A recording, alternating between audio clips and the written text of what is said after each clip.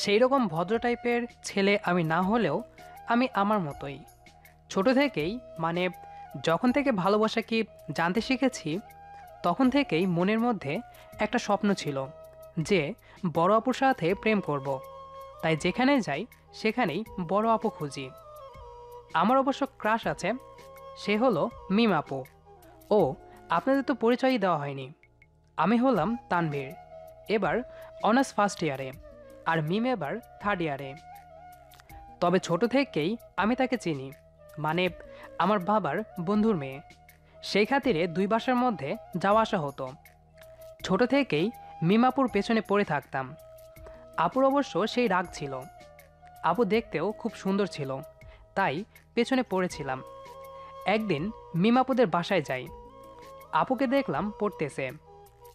তখন আমি টেনে আর আপু ইন্টার সেকেন্ড ইয়ারে। তো আপুর কাছে গেলাম। কি করছো মিমাপু?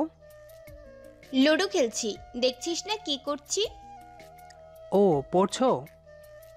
হ্যাঁ, এখন আমায় বিরক্ত করিস না তো, যা। কই বিরক্ত করলাম? না বললাম আর কি। আপু, একটা কথা বলতাম। তাড়াতাড়ি বলে যা। না থাক। কি বলবি বল। থাক আর না বলি। বেশি ঢং না করে বলে ফেল। আপু, আমি না তোমাকে। কি? আমাকে? যা, আমার লজ্জা করে। ওই, তুই না ছেলে, ছেলেদের লজ্জা থাকে না? থাকে না? ও আচ্ছা, এত করে যখন বলছো বলেই ফেলি। আমি তোমাকে ভালোবাসি। কুত্তা, তুই দাঁড়া। আম্মু, আমার ঘরে ঝাড়ুটা কই? বড় বোনকে প্রপোজ করছিস? তোর থেকে আমি 3 বছরের বড়, তুই দাঁড়া। না আপু, 2 বছরের। আমি 1 বছর যাইনি, আর 1 বছর পড়েছি। তাতে কি, বড় তো নাকি? আর তুই এখনো এসএসসি পাস করলি না, আর প্রেম? দাঁড়া তুই, তোর অবস্থা আমি খারাপ করবো আজকে। এত বড় হুমকি দিলে তো বিড়ালও পালাবে, আর আমি তো মানুষ। এই, কই যাস? দাঁড়া। আন্টি, দেখো না, মিমাপু নাকি আমাকে মারবে। কেন রে মিম, আমার ছেলেটাকে মারতে চাচ্ছিস? আন্টিদের ছেলে নেই, তাই আমাকে ছেলের মতো ভালোবাসে। তুমি জানো তানভীর কি করছে? ও আমাকে প্রপোজ করছে। কি রে তানভীর, এটা কি সত্যি? হ্যাঁ আন্টি, করেছি। আমি মিমাপুকে বোনের মতো ভালোবাসি। ডাহা মিথ্যা কথা বললাম।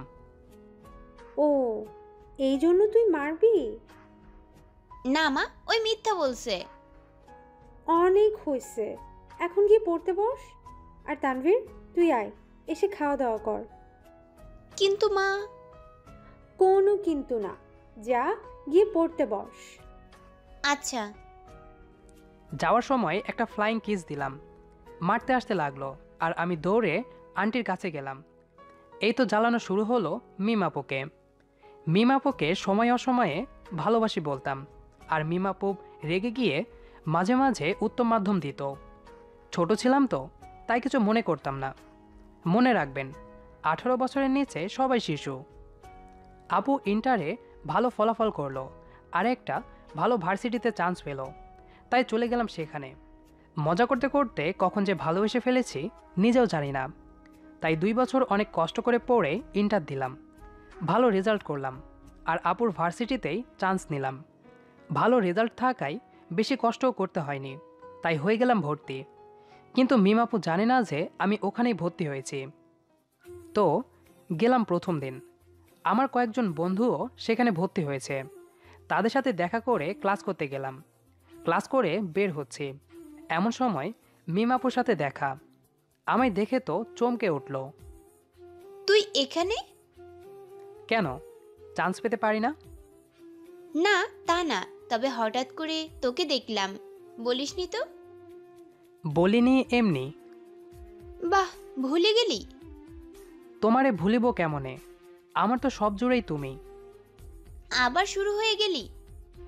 তোমার জন্যই তো এখানে আসা। মার খেতে চাস নাকি? তোমার হাতে বিষও খেতে পারি, মারটা আবার কি? বাদ দিবি? আচ্ছা ঠিক আছে, অনেক সময় আছে। কিসের? কিছু না। আচ্ছা বল, আন্টি আঙ্কেল কেমন আছে? ইস রে, নিজের শ্বশুর শাশুড়িকে আঙ্কেল আন্টি বলে, কি মাইয়া! কি বললি? মনের কথাও শুনতে পাই নাকি? কি তা কমো, আমি কিছু বলিনি তো। আমি যে জিজ্ঞাসা করলাম। ও, আছে ভালোই। আচ্ছা, এখানে যেহেতু থাকবি, কোনো কিছুর প্রয়োজন হলে বলবি, আর বাদরামিটা একটু কম হলেই চলবে। আমি তো তোমার সাথে বাদরামি করার জন্যই এখানে এসেছি, খালি দেখতে যাও। আচ্ছা আচ্ছা, ঠিক আছে। আচ্ছা। এভাবে শুরু হলো ভার্সিটির যাত্রাপথ আমার, আর তার পেছনেই লেগে থাকা। ভার্সিটিতে আসার পর থেকেই সারাক্ষণ মিমাপুর পেছনে লেগে থাকি। সে যেখানে যাই আমি তার পেছনে পেছনে যাই। ক্লাসের সময়টা ব্যতীত সবসময় তাকে জ্বালাতে লাগলাম। তার বান্ধবীদের সাথে থাকলে তাদের সাথে মজা করতাম। সবাই ভাবতো আমি তাদের সমবয়সী, কারণ আমি তো সবসময় তাদের পেছনে লেগেছিলাম। একদিন ভার্সিটিতে আসার পর জানতে পারি মিমাপু আসেনি। মনটা খারাপ হয়ে গেল অনেক। যেহেতু আমাদের দুজনের বাসাই অন্য শহরে, তাই আমরা হোস্টেলে থাকতাম। আমি জানতাম না সে কেন আসেনি, তাই তার হোস্টেলের সামনে যাই। তারপর মিমাপুর এক বান্ধবীকে ফোন দিয়ে আসতে বলি। নীলা আপু, মিমাপুর কি হয়েছে? আজকে আসলো না যে? মিম একটু অসুস্থ। কি হয়েছে? ওর জ্বর আসছে। ডাক্তার দেখানো হয়েছে মিমাপুকে? না, কে নিয়ে যাবে? আচ্ছা, আমি আসতেছি। মিমাপুকে নিয়ে নিচে আসো। ঠিক আছে। তারপর নীলা আপু মিমাপুকে নিয়ে আসলো। আমি মাথায় হাত দিলাম মিমাপুর। দেখি প্রচণ্ড গরম। তারপর তাকে নিয়ে হাসপাতালে গেলাম, ডাক্তার দেখালাম। আসার সময় দুজনে চুপ আছি। তোমার গায়ে এত জ্বর, আমি ফোন তো করতে পারতে একটা। ওই, আমি তোর আপু হই, সেভাবে কথা বল। আচ্ছা বলছি। আপু, তোমার গায়ে এত জ্বর, আমি তো ফোন দিতে পারতে একটা, তাই না? তোকে কেন ফোন দিব? আচ্ছা মা, আমার তোমাকে প্রশ্ন করায় ভুল হয়ে গেছে, মাফ করে দাও আমায়। কি? আমি তোর মা? ওই, আমি কোন দিক দিয়ে তোর মা লাগি? না আপু, আমার ভুল হয়ে গেছে, দয়া করে আমায় মাফ করে দিন। আর বেয়াদবি করবি না আমার সাথে। সব সময় আপু ডাকবি, ঠিক আছে? জান বাঁচলে লাখো উপায়, এই সময় এই মেয়ের হাত থেকে বাঁচা ফরজ, তাই রাজি হয়ে গেলাম। হ্যাঁ হ্যাঁ, ঠিক আছে আপু। গুড। এখন আমায় নামিয়ে দে। আর আব্বু আম্মুকে এই ব্যাপারে একদম বলবি না যে আমি অসুস্থ। আচ্ছা। আমি গেলাম। দেখো না খালি কি করি, তোমায় তো আমি আমার বউ বানিয়েই ছাড়ব। তারপর আঙ্কেলকে ফোন। Hello uncle. হ্যাঁ তানভীর বাবা, বলো। আঙ্কেল, মিমাপু তো অনেক অসুস্থ, ভাগ্যিস আমি ছিলাম এখানে, তাই হাসপাতালে নিয়ে যেয়ে ডাক্তার দেখে আনলাম। কি হয়েছিল মিমের?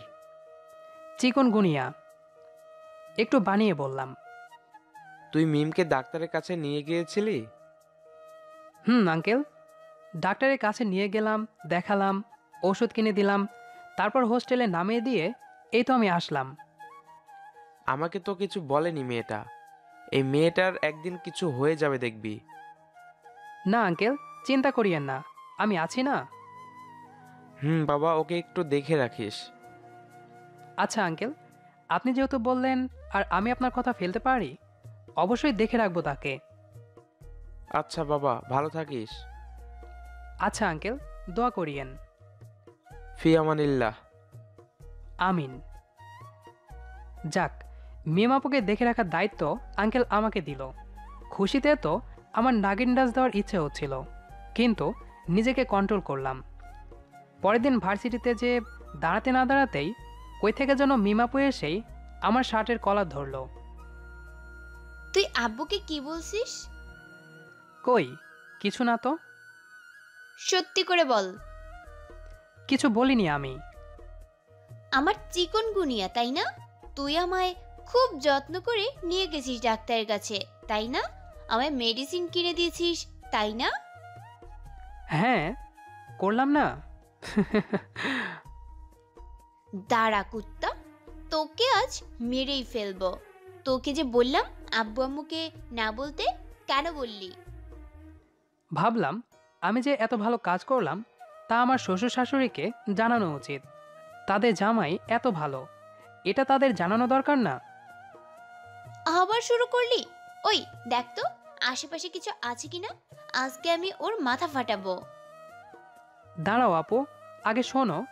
আঙ্কেল আমায় আরেকটা দায়িত্ব দিয়েছে, কি দায়িত্ব? তোমায় দেখে শুনে রাখার। দাঁড়া, আমি তোরে দায়িত্ব দেওয়াচ্ছি।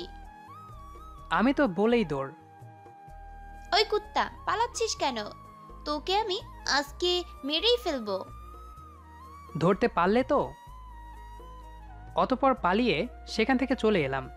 কিছুদিনের জন্য বাসায় গেলাম ছুটি নিয়ে। আমার আম্মু অসুস্থ ছিল তো, তাই কিছুদিন ভার্সিটি থেকে বাইরে থাকলাম। এক সপ্তাহ বাসায় থেকে ভার্সিটি এলাম। এসে যা শুনলাম তাতে প্রচণ্ড শক খেলাম। মিমাপু নাকি এক সিনিয়র ভাইয়ের সাথে রিলেশন শুরু করেছে। সকাল সকাল ভার্সিটি গেলাম, কারণ মিমাপুর সাথে দেখা করতে হবে, জানতেই হবে এটা সত্যি না মিথ্যা। কিন্তু আপুর সাথে দেখা হওয়ার পর যা হলো,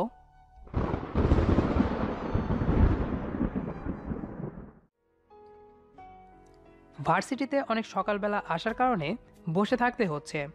এদিকে মনও ভালো না। বসে থাকতে থাকতে আমার বন্ধু আদিবের ফোন। কই রে? ভার্সিটিতে। এত তাড়াতাড়ি? দরকার আছে একটু। মিমাপুর জন্য? হুম। কেন, তুই শুনিসনি যে আপু? তার আগেই আমি বললাম, আমি সব জানি, তুই কি জন্য ফোন দিয়েছিস সেটা বল। আরে দোস্ত, একটা সমস্যা হয়েছে। কি সমস্যা? আমাদের নিয়নের আপু আলিশা আছে না? চিনি। আসলে আপুর নাম আলিশা আক্তার মেঘা, তাই মেঘা আপু বলেই ডাকি। ওই আপুর রক্ত লাগবে। এখনই খুব বড় একটা ঘটনা ঘটতে ঘটতে বেঁচে গেছে। তার রক্তের গ্রুপ আর তোর রক্তের গ্রুপ একই। তুই হাসপাতালে চলে আয়। কি ঘটতে ধরছিল? এখানে আয় আগে, রক্ত দে আগে, তারপর বলছি। আচ্ছা, আমি আসছি, 5 মিনিট লাগবে। আচ্ছা আয়। যদিও বা আমার একটা কথা জানতে হতো, তবুও একজন মানুষের জীবনের থেকে বেশি গুরুত্বপূর্ণ নয় এটা। তাই হাসপাতালে চলে গেলাম। হাসপাতালে যেয়ে দেখি আমার বন্ধুরা সবাই আছে।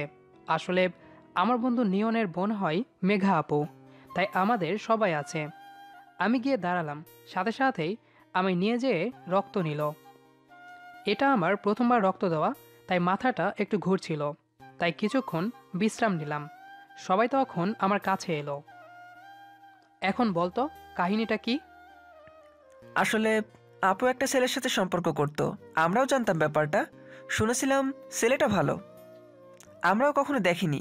তো আপু যেটা বলল সেটা হলো আপুকে ডাকছে দেখা করার জন্য, তাদের রিলেশনের 1 বছর উপলক্ষে। অনেকবার গেছে দেখা করতে, কালকেও গেছে। তারা আরও কিছু বন্ধু মিলে আপুকে রেপ করতে আসে।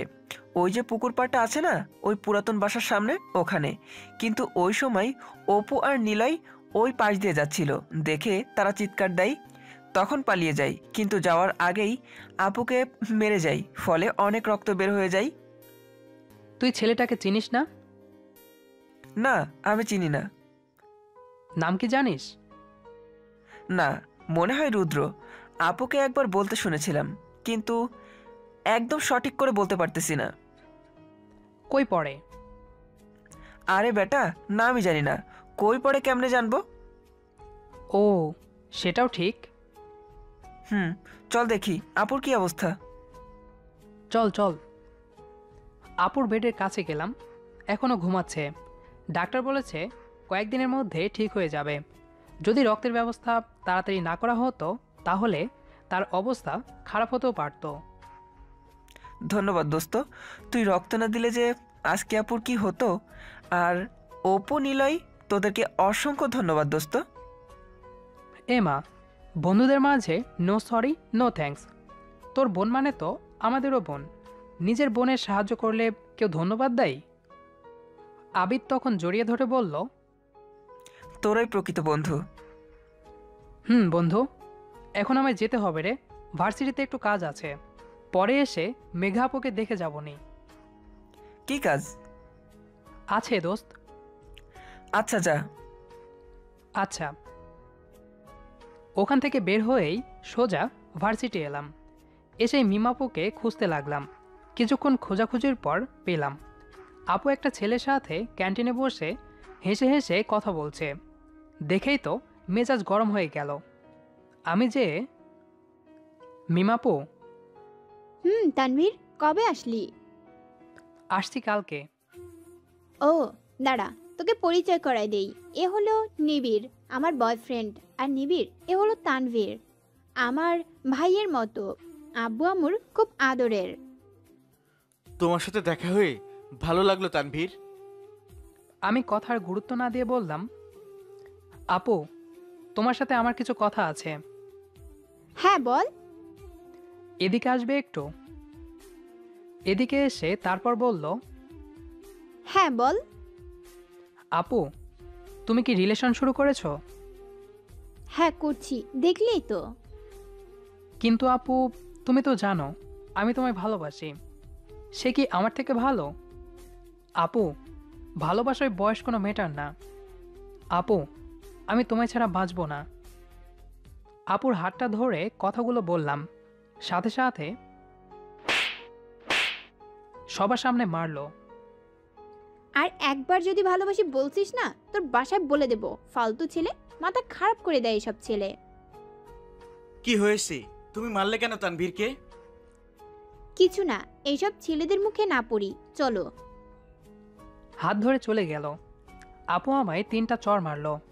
কিছু মনে করতাম না, কিন্তু সবার সামনে মারলো। খুব খারাপ লাগছে। চোখ দিয়ে 2 ফোঁটা পানি পড়লো।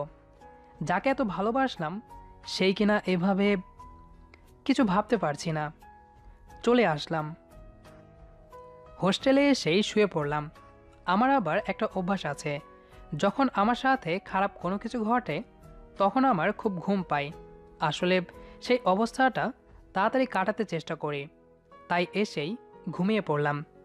একেবারেই এক ঘুমে সন্ধ্যা। আদিব ডাকাটাকি শুরু করছে। ওই বেটা ওঠ, আর কত ঘুমাবি? কয়টা বাজে দোস্ত? 7:30। কি, সকাল হয়ে গেছে? তুই রাতে ঘুমাইছিলি? না তো। ভার্সিটি থেকে আসার সময় কিছু খাইছিলি? ওই কি বলিস, আমি এগুলো খাই? তাহলে তুই 12টা থেকে 7:30 পর্যন্ত কেমনে ঘুমালি ভাই? জানি না, খারাপ লাগছিল তো। কেন, কি হয়েছে? না, কিছু হয়নি। তুই বলবি না? আরে পরে বলবো। আচ্ছা চল এখন। কই যাব? মেঘা আপুকে দেখতে যাবি না? হ্যাঁ যাব তো। আপুর জ্ঞান ফিরেছে? দুপুরেই। তুই মরার মতো ঘুমোচ্ছিলি, তাই ডাকিনি। আমি গেছিলাম দেখা করতে। ও, কেমন আছে এখন? আলহামদুলিল্লাহ, মোটামুটি ভালোই। গেলেই দেখতে পারবি। আচ্ছা, আগে কিছু খেতে হবে দোস্ত। সকাল থেকে কিছুই খাইনি। তোর জন্য খাবার রাখা আছে, খেয়ে নে। আচ্ছা দোস্ত, আমি ফ্রেশ হয়ে খেয়ে বের হচ্ছি, তুই দাঁড়া। আমি আছি, তুই তাড়াতাড়ি কর।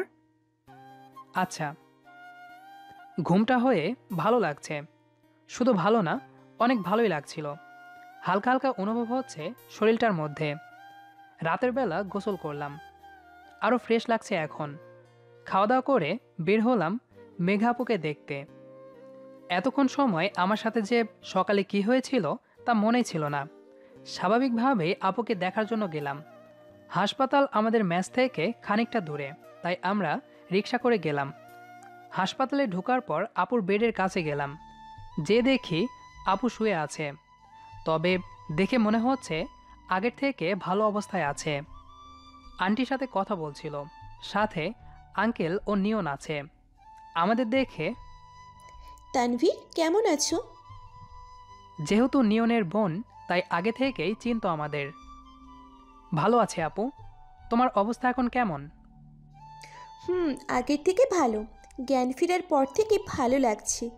শুনলাম তুমি নাকি আমায় রক্ত দিয়েছো। অনেক ধন্যবাদ তোমাকে। এগুলা কি বলছো আপু? তুমি নিয়নের বোন মানে আমাদেরও বোন। নিজের বোনকে রক্ত দিলে বুঝি ধন্যবাদ বলতে হয়? ভুল হয়ে গেছে। তোমাকে দেখে ভালো লাগছে আপু। আপু, তোমার থেকে কিছু জানা ছিল। ওই ব্যাপারে বলতে চাইছো? হুম। আচ্ছা বলো, কি শুনবে? ছেলেটা কে? ওর নাম রিয়ান। কিন্তু নিয়ন যে বলল রুদ্র। না না, রুদ্র তো আমার বন্ধু। ও আচ্ছা। কতদিন থেকে তোমাদের সম্পর্ক? 1.5 বছর। এবার বিস্তারিত বলো একটু। মানে, যদি না কোনো প্রবলেম থাকে তোমার বলতে তো। না না, কোনো প্রবলেম নেই। আসলে রিয়ানের সাথে সম্পর্কটা শুরু হয় 1.5 বছর আগে। সে অনেক ভালো একটা ছেলে ছিল।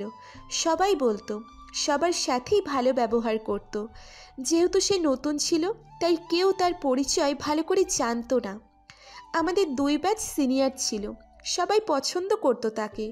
তো একদিন সে হঠাৎ করে আমায় প্রপোজ করে। আমি আবার তার থেকে কিছুদিন সময় নিই ভাবার জন্য। দেখলাম সে ভালো, একটা ভালো পরিচয় আছে তার কলেজে, তাই রাজি হয়ে যায়। সে বলতে পারবো না আমার কতটুকু খেয়াল রাখতো, তবে প্রয়োজনের তুলনায় অনেক অনেক বেশি। তার সাথে অনেক ভালো সময় যাচ্ছিল। আমাদের সম্পর্কটুকুও অনেক পজিটিভ হতে লাগলো দিন দিন। আমার মনে হতো আমরা দুজন দুজনকে অনেক ভালোবাসি। বাসায় ব্যাপারটা বলি, সব কিছু বলি না, শুধু বলি যে আমার পছন্দের ছেলে আছে, সে খুব ভালো, সবাই মেনেও নেয়। সময়টুকু এত ভালো কাটছিল যে আমি কখনো কল্পনাও করতে পারিনি সে আমাকে এভাবে ধোঁকা দিবে। তারপর এলো সেই দিন।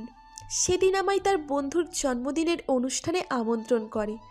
অনুষ্ঠান শেষ হবার পর বাড়ি ফিরছিলাম, তার এক বন্ধু আমাদের নামিয়ে দিতে চায়। আমরা উঠি। তারা কয়েকজন ছিল। পুকুর পাড়ের কাছে গাড়ি থামায়, আমায় জোর করে নামায়। আমি নামতে না চাইলে আমার মাথা ফাটিয়ে দেয়। তারপর তো অজ্ঞান হয়ে পড়ি, আর কিচ্ছু মনে নেই আমার। ছেলেটার ছবি আছে তোমার কাছে? আমার মোবাইলে ছিল, কিন্তু সেটা তো সেদিন হারিয়ে ফেলেছি। ও আচ্ছা, তুমি চিন্তা করিও না আপু, আমরা দেখছি কি করা যায়। আচ্ছা। যদিও বা আমি এই শহরে ছেলে না, কিন্তু আমার সব ক্লোজ ফ্রেন্ড এই শহরেরই, তাই একটু ভাবনি। আপু, আরেকটা কথা বলার ছিল। হ্যাঁ বলো। রিয়ানের বাসা কই? নোয়াখালী। ও আচ্ছা, এটা আগে বলবা তো। কেন? না কিছু না, তুমি বিশ্রাম করো। আচ্ছা। নিয়ন, এদিকে আইটো একটু। হ্যাঁ বল। জানিস এ ছেলে কোথাকার? আপুর হয়তো ততটা ধারণাই নেই যে ওই ছেলে কেমন। আমাদের কিছু করতে হবে দোস্ত। আচ্ছা দেখ তোরা কি করা যায়। আচ্ছা, আজকে আসি। আচ্ছা, সাবধানে যা। রাস্তায় আসতে আসতে ভাবছিলাম, আপুর সাথে এমন ঘটনা ঘটল, তাহলে অনেকের সাথেই এমন ঘটেছে হয়তো। ভাবতে ভাবতেই হোস্টেলে চলে এলাম। রাতের বেলা হঠাৎ দিনের ঘটনাটা মনে পড়ল। মিমাপু এটা কিভাবে করতে পারলো? আমি তাকে এত ভালোবাসি, আর সে কিনা আমায় সবার সামনে চড় মারল। আর কখনো আপুকে বিরক্ত করব না। আপু ভালো থাকুক, এটাই আমি চাই। যেহেতু সে তার মনের মানুষ পেয়ে গেছে, এখন আর তাকে অযথা কেন বিরক্ত করব? কিরে, কি ভাবছিস? ভাবনায় ছেদ ধরালো। কিছু না। আচ্ছা দোস্ত, তুই না বললি নিয়নকে নোয়াখালীর লোক কেমন হয়? আচ্ছা, তারা কেমন হয় রে? জানিস না? না। তুই কি উগান্ডা থেকে আগত নাকি? দূর, বল না। আরে, নোয়াখালী এমন জায়গা যেখানে অধিকাংশ লোক আমাদের থেকে অনেক চালাক আর চতুরও। তাদের ভাষা সহজে কোনো মানুষের বোধগম্য নয়। এক কথাই বলি, আমাদের ভাষায় তারা হলো টাউট প্রকৃতির লোক। তাই তো সেখানে যেতে সরকার ভিসার ব্যবস্থা করেছে, আর আমাদের পার্শ্ববর্তী দেশও বটে। হুম। আচ্ছা, ঘুমাতে এলে। আচ্ছা, শুভরাত্রি। শুভরাত্রি। যদিও বা আজকে আমার ঘুম আসবে না, তবুও চোখ বন্ধ করলাম। মিমাপুর সাথে কাটানো প্রতিটি মুহূর্তের কথা মনে পড়ছে। ভাবতে ভাবতে কখন যে ঘুমাই পড়ছি খেয়াল নেই। সকালবেলা উঠলাম, উঠতেই মন খারাপ হয়ে গেল। এতদিন তো ভার্সিটি যেতাম মিমাপুকে দেখার জন্য, আজকে কিসের জন্য যাব? ধুর, আজকে যাবই না। কিন্তু আবিদ অনেক জোরাজুরি করে ভার্সিটি নিয়ে গেল। ভার্সিটি যে পৌঁছেছি, এমন সময় গেটের সামনে দেখি মিমাপু তার বফকে নিয়ে ভার্সিটি ঢুকছে। আবার মন খারাপ হয়ে গেল, কিন্তু তবুও গেলাম। এক ফ্রেন্ড আমাদের কাছে আসলো, এসেই, একটা কাহিনী হয়ে গেছে দোস্ত। কি? অনেক জানতে পারছে ছেলেটাকে। কিভাবে? জানি না, তবে ওই তোদের ডাকলো। কোথায়? আমরা যেখানে আড্ডা দেই সেখানে। চল তাহলে। নিয়নের সাথে দেখা হওয়ার পর একটা আশ্চর্যজনক খবর শুনলাম।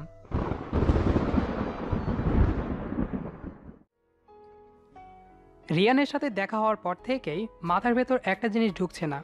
কি বিষয় জানতে পারলো নিয়ন? শুধু আগ্রহটা বাড়ছে। তাই দেরি না করে আমরা সবাই যেখানে আড্ডা দেই সেখানে গেলাম। আমরা ভার্সিটির বড় গাছের নিচে আড্ডা দিতাম সব বন্ধুরা মিলে, তাই সেখানে গেলাম। গিয়ে দেখি সেখানে নিয়ন সহ আমাদের কয়েকজন বন্ধু বসে আছে।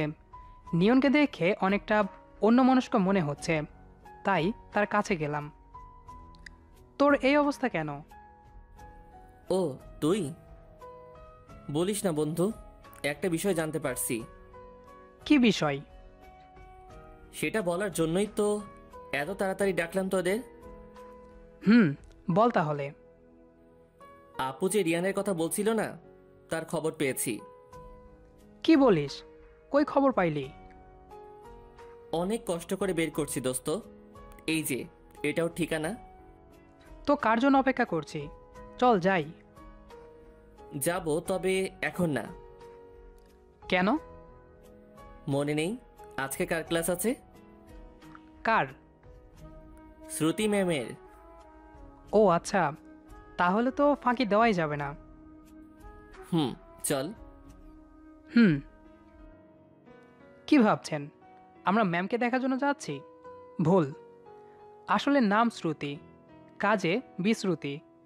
দেখতেও হাতির মহিলা ভার্সন, আর ব্যবহারও সেই রকম। তাই তার ক্লাস ফাঁকি দিলে অবস্থা খারাপ করে ছাড়বেন। ক্লাসে যাচ্ছিলাম, নিবিড় ভাইয়ের সাথে দেখা। হাজার হোক আমার সতীন, তাই মনে হয় কথা বলল। এই তানভীর, ভাইয়া। কেমন আছো? ভালো। আপনি? ভালো। আসলে সেদিন মিম তোমার সাথে যা করলো ঠিক করে নাই। ও তোমার সাথে কথা বলতে চায়। আচ্ছা ভাইয়া, আমার তো এখন ক্লাস আছে, তাই আমাকে যেতে হবে। পরে কথা বলবো। আচ্ছা, কিন্তু বলিও ক্লাস শেষে ক্যান্টিনে তোমার জন্য অপেক্ষা করব। আচ্ছা, আমি আসার চেষ্টা করব। আচ্ছা। নিবিড় ভাইয়ার আচরণ ভালো লাগলো, তাই ঠিক করলাম যেহেতু মিমাপু ডাকছে তাই ক্লাস শেষ করে দেখা করব। তারপর ক্লাসের দিকে রওনা দিলাম। ক্লাস শুরু হয়ে গেছে, পড়লাম মহা মুসিবতে। এই ম্যাম শুরু করলো থ্রেট। অনেকক্ষণ দেওয়ার পর ক্লাসে ঢুকতে দিল। ক্লাস শেষ করে বন্ধুদের বললাম, তোরা বাইরে অপেক্ষা কর, আমি একটু আসতেছি। এই সময় তোর কি কাজের কথা মনে পড়লো? যা তোরা, আমি যাচ্ছি, শুধু 5 মিনিট দে। আচ্ছা, তাড়াতাড়ি আসিস। আচ্ছা। বলেই ক্যান্টিন গেলাম। দেখি মিমাপু আর নিবিড় ভাইয়া বসা আছে। আমি কাছে গেলাম। আপু, ডাকছিলে আমায়? তানভীর, কেমন আছিস? খুব ভালো। তুই এখনো আমার উপর রেগে আছিস? না, বলো কি বলবা। দেখ, তুই আমার ভাইয়ের মতো, আমার বাবা মাও তোকে তাদের সন্তানের মতো মনে করে। তার উপর আমি তোর থেকে বড়, তাই তোর উপর হাত তুলেছিলাম, কিন্তু তারপর থেকেই বিশ্বাস কর আমি অনুতপ্ততায় ভুগছি। তাই নিবিড়ের মাধ্যমে তোকে ডাকলাম, আমায় মাফ করে দে বোন হিসেবে। আচ্ছা আপু, কোনো ব্যাপার না। তোমাদের একসাথে ভালো লাগলো দেখে। ধন্যবাদ। তোমাকেও। আচ্ছা, আমি গেলাম। কোথায় যাবি? আমার বড় আপুর সাথে প্রেম করা আর হলো না বোধহয়। যাক, বাদ দেই। আমার বন্ধুরা আবার আমার জন্য অপেক্ষা করছে, তাদের কাছে গেলাম। সবাই মিলে রিয়ানের বাসায় যাই। তার বাসায় গিয়ে তাকে পাই। তাকে নিয়ে তার বন্ধুদের কাছে যাই, তাদের সবাইকে নিয়ে আসি। ভাবছেন কি হচ্ছে, তাই না? দেখতে থাকুন। বলেছিলাম না আমার বন্ধুরা সবাই স্থানীয়, আমি আর অপু শুধু বাইরের।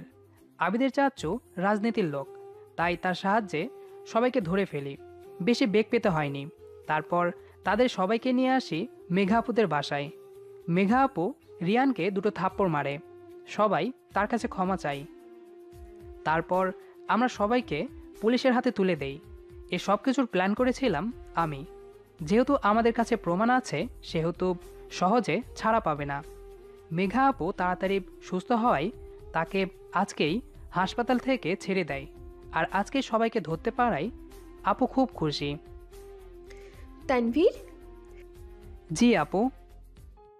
অনেক ধন্যবাদ তোমাকে। আরে, এসব দিতে মানা করছিলাম না? দেওয়া জরুরি ছিল তাই দিয়েছি। মানে? কিছু না। আচ্ছা আপু, আমি গেলাম। আচ্ছা। নিজের খেয়াল রেখো। আচ্ছা। বাই। বাই। তারপর আন্টি অনেক জোরাজুরি করে আমাদের খাওয়ালো। খাওয়া দাওয়ার পর হোস্টেলে চলে এলাম। রাতে আবার মিমাপুর কথা মনে পড়ল। হা হা হা, সব শেষ। ফেসবুকে গেলাম, সেখানে আপু আবার স্ট্যাটাস দিছে, in an open relationship with নিবিড় হোসাইন। এটা দেখে আবারও খারাপ লাগলো। বের হয়ে আসলাম ফেসবুক থেকে। রুমের বাইরে গেলাম, ভাবছি আমার আশা শেষ। আর বড় আপুর সাথে প্রেম করা হলো না। ভাবতে ভাবতেই একটা আননোন নাম্বার থেকে ফোন এলো। হ্যালো। হ্যালো, কে বলছেন? চিনতে পারোনি? না, কে বলছেন? আরে আমি মেঘা। ও আচ্ছা, মেঘা আপু। তোমার নাম্বার সেভ করা নাই তো? ও আচ্ছা। এখন কেমন আছো আপু? যেমনটা দেখে গেলে ঠিক তেমনি আছি। ও থাকা ভালো। খাওয়া দাওয়া করলা? কি বলছো? তোমাদের বাসায় না খেয়ে আসলাম? পাশেই তো তুমি ছিলে।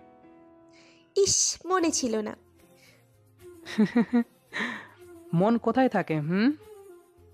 মনে মনে হয় আবার হারিয়ে গেছে। তাই বুঝি? তাহলে এবার ভালো না খারাপের কাছে গেছে? ভালোর কাছেই গেছে। বাহ, বুঝেই ফেলেছো। দেখলে তো বুঝবই, তাই না? এত তাড়াতাড়ি মন হারাই গেল? কি করব বলো, মন যে ভালো মনের মানুষকে পেলে আর আটকানো যায় না।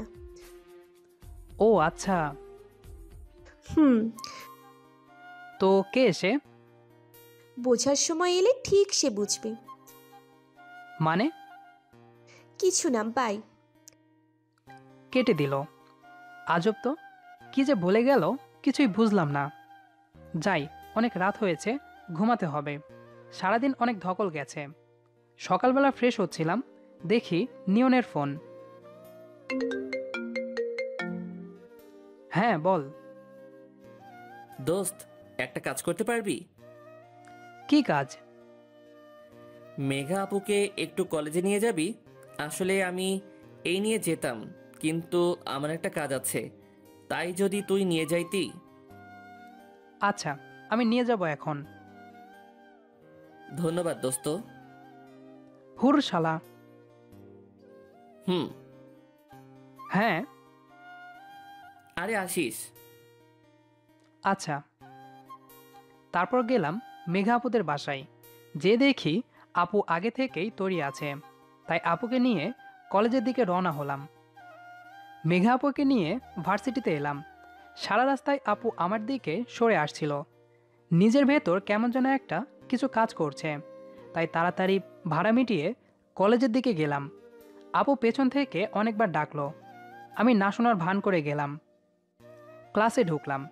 এদিকে ক্লাস চলছে আর ওইদিকে আমি ভাবছি কি হচ্ছে আমার সাথে। মেঘা আপু কি আমার প্রেমে পড়ে গেল? না না, এটা কিভাবে সম্ভব? আমার মাথায় কিছুই ঢুকছে না। কি যে হচ্ছে! একদিক থেকে মনে হচ্ছে যে যাক, আমার আশা পূরণ হবে। অন্যদিকে মনে হচ্ছে না, আপু শুধু ফ্রেন্ডলি ব্যবহার করছে আমার সাথে। ভাই, এই চিন্তায় মনে হচ্ছে পাগল হয়ে যাব আমি। কিন্তু আছে না আমার কিছু কলিজার বন্ধু, তারা থাকতে এত তাড়াতাড়ি পাগল হয় কিভাবে? কি ব্যাপার দোস্ত, কিসের এত ভাবনা তোমার? আরে না, কিছু না। না না, কিছু তো আছে, আমাদের কাছেও লুকাবি? দোস্ত, আমাদের মনে হয় প্রেমে পড়ছে। তুই বেশি বুঝিস না। আমায় তো বুঝতেই হবে রে। ভাই, তুই বুঝতে থাক, আমি গেলাম। কই যাস? আগে ট্রিট তো দে। কিসের জন্য? সেটা পরে বুঝতে পারবি, আগে ট্রিট দে। আমি ভাবতাম যে এই ব্যাটারা আমার অবস্থা না বুঝলেও তুই সারাক্ষণ আমার সাথে থাকিস, তুই আমার ব্যাপারটা বুঝবি। এখন তো দেখি তুইও আমার পকেট খালি করার ওপর লেগে আছিস। অত শত কথা বাদ দে, এখন বল দিবি কিনা। আরে ভাই, বলবি তো, কিসের জন্য ট্রিট চাচ্ছিস? বন্ধুর কাছ থেকে ট্রিট চাচ্ছি, সেখানেও তুই কারণ খুঁজছিস? যা, লাগবে না। এই ইমোশনাল কালো মেইলগুলা করবি না, মেরে ভত্তা বানাই দিমু। হাসবি না, খেতে যাবি? চল চল, সময় নষ্ট করিস না। তানভীর কখন রং পাল্টায় তার কোনো ওয়ারেন্টি নাই। ওই শালা, চুপ থাক। আচ্ছা দুলা ভাই। বাহ বাহ, ভালো, চল। চল সবাই। ভাবলাম বন্ধু হয়, মানিব্যাগের একটু সম্মান রাখবে। 500 নিয়ে গেছিলাম, হাতে একটা চকলেট ধরাই দিল। তার মধ্যে আবার আমি কিছুই খাইনি, মানে 3 জনে আমার 500 টাকা 30 মিনিটেই শেষ করলো। হায় রে বন্ধু, তোরা মহান। ক্যান্টিন থেকে বের হচ্ছি, দেখি মিমাপু আসছে, সাথে নিবিড় ভাইয়া ছিল না। আমাকে দেখে, তানভীর যে, কেমন আছিস? ভালো আপু, আপনি? না রে, তোর নিবিড় ভাইয়া অসুস্থ তো। নিবিড় ভাইয়া অসুস্থ আর ভালো নেই মিমাপু। কি ভালোবাসা! মনে মনে বলছিলাম। কি হয়েছে ভাইয়ার? আর বলিস না, কালকে হাত কেটে ফেলছে, কি জানি কাটতে যেয়ে। কতগুলো সেলাই দিল? না, সেলাই দেয়নি, হাতে ব্যান্ডেজ টেপ দিছে। কি? হুম। মাইরালা, সামান্য হাত কাটার জন্য এমন রিয়াকশন!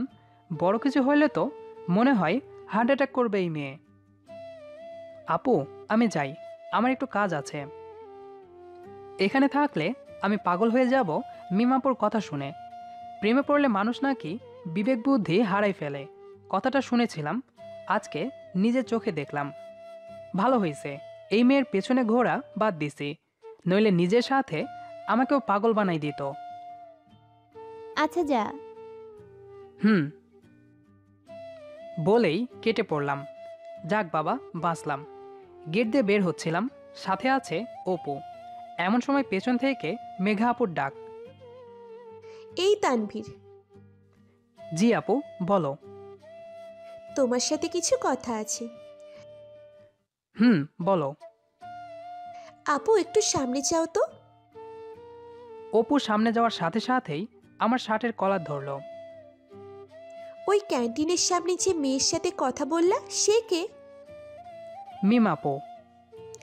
তার নাম যে মিম তা আমি জানি, এবং এও জানি সে আমাদের থেকে সিনিয়র, কিন্তু তার সাথে কথা বলবে কেন তুমি? আরে মিম আপু আমার আপু হয়, আমার বাবার বন্ধুর মেয়ে। আমরা ছোট থেকেই একসাথে বড় হয়েছি। আগের কথা বাদ, এখন থেকে কোনো মেয়ের সাথে কথা বলবা না, ঠিক আছে? দাঁড়াও, কেন শুনবো তোমার কথা? কারণ আমি বলছি তাই শুনবা। আর যদি না শুনি? তাহলে তোমায় ছুরি দিয়ে কেটে তোমার টুকরোগুলো পানিতে ফেলিয়ে দেব। বলেই চলে গেল। আর হ্যাঁ, আমি কিছু বলার সুযোগ না দিয়ে। মেঘা আপুর এমন রূপ দেখে আমি সত্যি শিহরিত। মাথা কাজ করছে না। হোস্টেলে চলে এলাম, আর ভাবনাই শুধুই মেঘা আপু। তাহলে কি সত্যি আপু আমায় ভালোবাসলো, না এসব কিছু অন্য কিছু? দেখতে হবে। রাতে ফেসবুকে ছিলাম, হঠাৎ মেঘা আপুর ফোন। এই যে স্যার, কি করছেন? কথা বলছি। কার সাথে? মিম আপুর সাথে। মিথ্যা বললাম। কি? তোমায় না বারণ করছিলাম? তুমি বারণ করার কে? আমি কে? কালকে তোকে দেখাবো আমি বারণ করার কে। শুধু ভার্সিটি আই কালকে, তারপর তোকে দেখাবো। আচ্ছা বলার আগেই ফোনটা কেটে গেল। যাক, মনে হয় খুব রাগ করেছে। এখন আমার মাথায় একটা বুদ্ধি এসেছে, আপুর কাছ থেকে সত্যিটা বের করার। সকালে মেঘা আপু ভার্সিটিতে যেয়ে আমায় খোঁজ করতে লাগলো। আমায় পেল বটগাছের নিচে মিম আপুর সাথে কথা বলার সময়। শুধু দেখলাম চোখ মুছল, তারপর চলে গেল। তার আগেই রাতে অপুর মাধ্যমে মেঘা আপুকে জানাই দিয়ে যে আমি মিম আপুকে ভালোবাসি, আর কালকে তাকে সে কথা বলবো। আর এই প্ল্যানে মিম আপু আমার সাথে থাকে। তাই যখন মেঘা আপু এসেছিল, তখন আমরা একে অন্যের হাত ধরেছিলাম। যাক, প্ল্যানটা কাজে দিয়েছে। আপু কান্না করছে, এটাই তার প্রমাণ। ওই, এখন কার জন্য অপেক্ষা করছিস? যা মেঘার কাছে। থ্যাংক ইউ আপু। হইছে, এখন যা।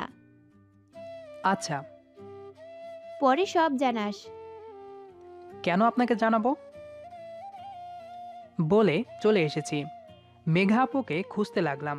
পেলাম কলেজ পুকুর পাড়ে। এখানে অনেকটা নিরিবিলি। তা আপুর কাছে গেলাম। ঘুরে দেখলো, কিন্তু কথা বলল না। হ্যালো আপু। কি? না কিছু না। ভালো আছো? অনেক ভালো। ওহ। হুম। কথাটা কিভাবে যে শুরু করি। আচ্ছা আপু, তুমি কি আমায় ভালোবাসো? তোমাকে ভালোবাসতে আমার বইয়ে গেছে। ওহ, এটাই জানা ছিল। যাক, আবার মিমাপুর পেছনে লেগে থাকি। একদিন না একদিন তো পড়বেই। আর এক পা বাড়ালে তোর পা ভেঙে দিব। এমা, কেন? ওই, তুই বুঝিস না যে আমি তোকে কতটা ভালোবাসি? তুই যেদিন আমায় রক্ত দিলি, সেদিনই আমার তোকে ভালো লেগেছিল। তারপর যখন রিয়ানকে আমার কারণে নিয়ে এলি, সেদিনই তোকে ভালোবেসে ফেলি। এতদিন তোকে বোঝার চেষ্টা করালাম, আর তুই বুঝলি না আমি তোকে কতটা ভালোবাসি। এসব নাটক ছিল। কি? নাটক ছিল। আজকে তোকে আমি সত্যিই মেরে ফেলবো শয়তান। আমি দিলাম দৌড়। শেষ পর্যন্ত কি না এমন বউ পেলাম। মেঘাপুর দৌড়ানি খেয়ে কোনো মতে বাঁচলাম। তবে একটা জিনিস জানলাম তো, যে মেঘা আপুও আমায় ভালোবাসে। যাক, সিনিয়র আপুর সাথে শেষ পর্যন্ত প্রেম হয়েই গেল। এখন ভালোবাসা চলবে উড়াধরা। কিন্তু কিছু তো একটা দিয়ে শুরু করতে হবে নাকি? তাই ফুল খুঁজতে থাকলাম। কিন্তু আমাদের ভার্সিটিতে এত প্রেমিক প্রেমিকা আছে, যাদের কারণে সব ফুল আগেই শেষ হয়ে গেছে। তাই কি করা যায় ভাবতে লাগলাম। মেঘা আপু তার বান্ধবীদের সাথে বসে আছে। দেখে মনে হচ্ছে অনেক খুশি আজ। যাই, আর দেরি না করি।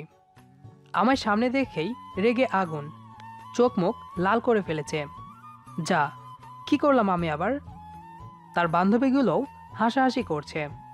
ও বুঝলাম, সব নষ্টের গোড়া তাহলে এরাই। মনে মনে ভাবছি, রিলেশনটা শুরু হোক, তারপর তোমাদের দেখে নেব আপু লোক। তারা সবাই চলে গেল। আপু উঠে এলো আমার কাছে। ওই হাতে কি তোমার? কদু।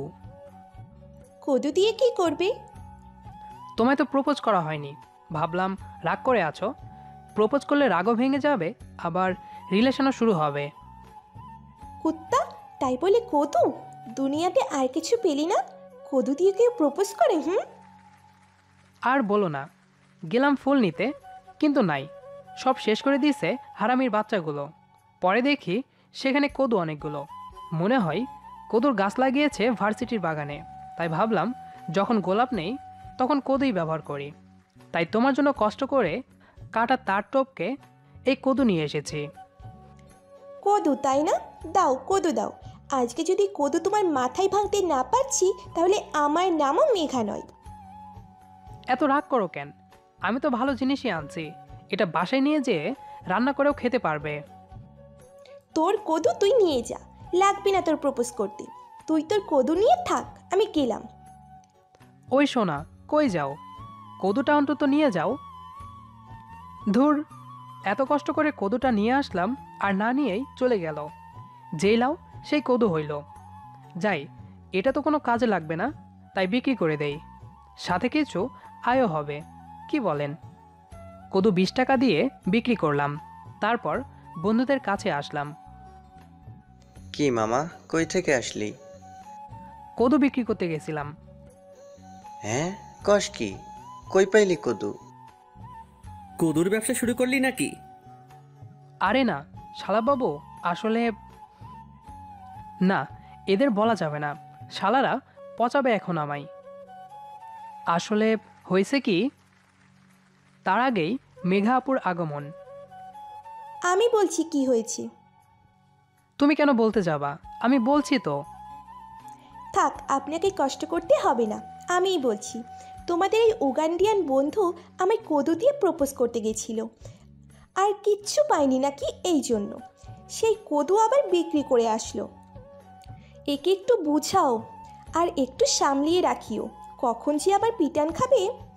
কদু নিয়ে আমার বান্ধবীদের সামনে আমাকে প্রপোজ করতে গেছে, আমার সম্মানের 12টা বাজিয়ে দিয়েছে। তার উপর কদু নিয়ে দাঁত বের করে হাসতে ধরছিল। একে তোমরা আগে সামলাও, তারপর আমি। এই যে নিজের সম্মান গেছে বলে আমার সম্মানেরও ফালুদা বানাই দিল। কি? কদু দিয়ে প্রপোজ? কি আইডিয়া দোস্ত? এইসব আইডিয়া কই থেকে আসে তোর মাথায়? আরে বাহ দুলাভাই বাহ, তুই তো ইতিহাস রচনা করবি কদু দিয়ে প্রপোজ করে। এসব বুদ্ধি আসে কোথায় থেকে তোর মাথায় বলতো? আসলে আসলে না, কি বলছিস মামা? কথা কি সত্যি? কদু দিয়ে প্রপোজ? তোকে নোবেল দেওয়া উচিত, সাথে একটা অস্কারও। তুই তো কিংবদন্তি। আইডিয়াটা কই থেকে পেলি বলতো?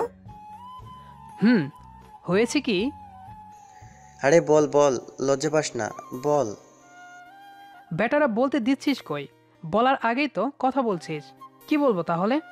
বলার সময় তো দিবি। তোমরাই শোনো এর কাহিনী, আমি গেলাম। যদি আবার এরকম করে তাহলে ভর্তা বানাই দিব। গেলাম। আচ্ছা আপু যা। তানভীর তুই বল। তারপর পুরো কাহিনী তাদেরকে ফিল্মি স্টাইলে বললাম। কিন্তু সব শোনার পর শালারা হাসতে লাগলো। কিছু করার নাই, মানুষের উন্নতি কেউ চোখে দেখতে পারে না, সবাই হিংসা করে। তারপর কোথায় থেকে যেন আমায় একটা গোলাপ ফুল এনে দিল।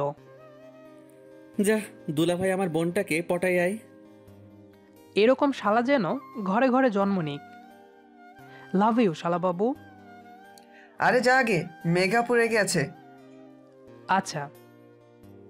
তারপর মেঘা আপুকে গিয়ে প্রপোজ করলাম। কেমনে করলাম জানতে চেয়ে সময় নষ্ট করবেন না, সেখানেও ভুল করেছি তো তাই, তবে মাফ করে দিয়েছে আমায়। তারপর তার হাত ধরে বন্ধুদের সামনে আসি। শুন তানভীর, আমার বোনের যদি কোনো সমস্যা হয় তাহলে কিন্তু ছাড়বো না তোকে, আর বাকি সব আমি দেখব। শুধু তোরা খুশি থাক, এটা চাই আমি। দেখতে যা, আর আমি তোর বড়, দুলোভাই করে ডাকবে, নাম ধরে ডাকবি না। যা ভাগ।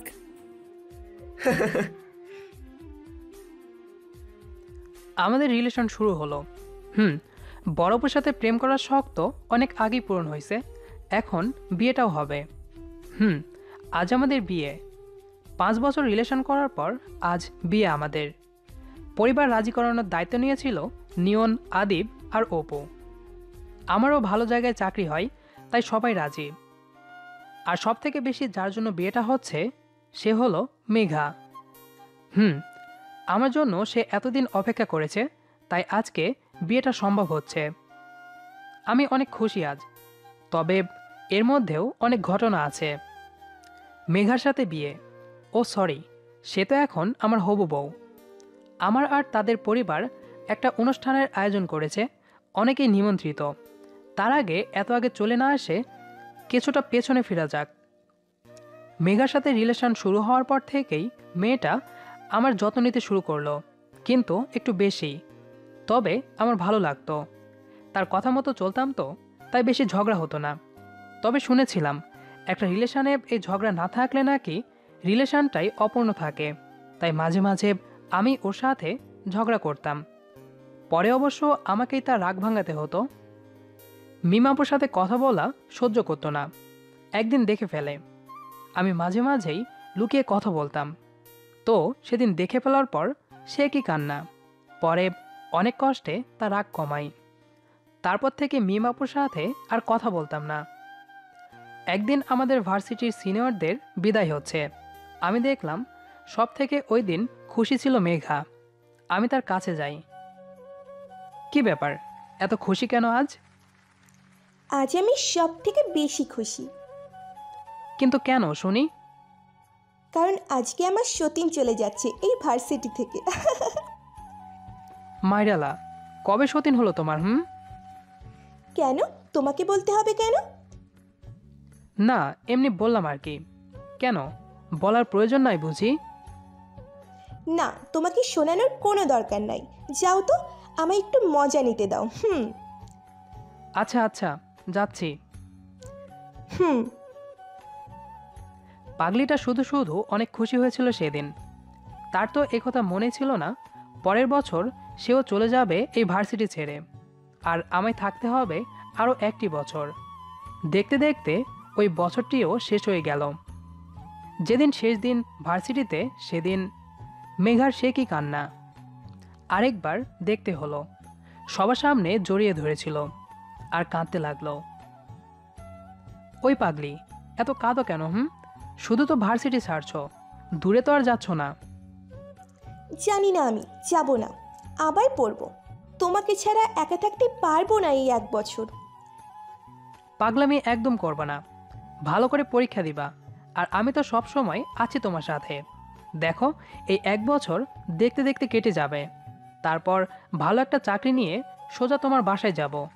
আর সাথে তো সবসময় শালাবাবু আছেই। চিন্তা করিও না।